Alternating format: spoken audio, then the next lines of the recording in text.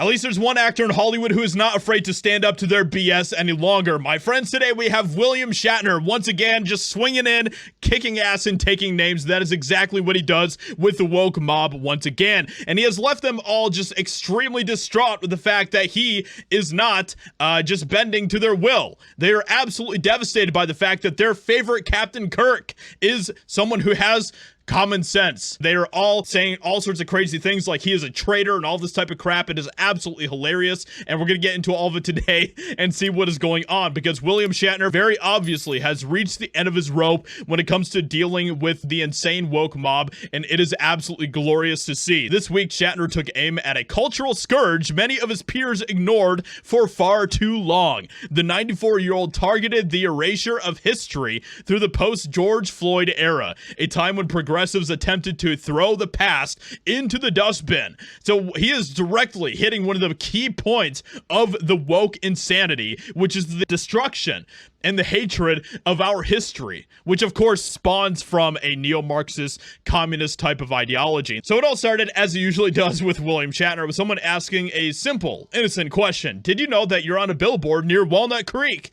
And William Shatner responded with, don't tell Laura Ingalls Wilder. And then someone said, never thought you were a Little House fan. Little House on the Prairie, of course, Laura Ingalls Wilder is the author of that. And William Shatner responded by saying, obviously you were not around when the Wokies, not to be confused with Wookiees, coerced the Library Association to change the name of the Laura Ingalls Wilder Literary Award to a generic name because of presentism and their objections on how Native Americans were depicted in the late 1800s, which of course is kind of the spearhead of what he is talking about here in this absolutely crazy exchange between William Shatner and a bunch of woke weirdos that we're going to check out here today. So then this person responded to William Shatner and said, so now articulately recording the way people talked in the past is wrong? How are we supposed to learn from the past and thus not be doomed to repeat it if we don't know what happened in the past?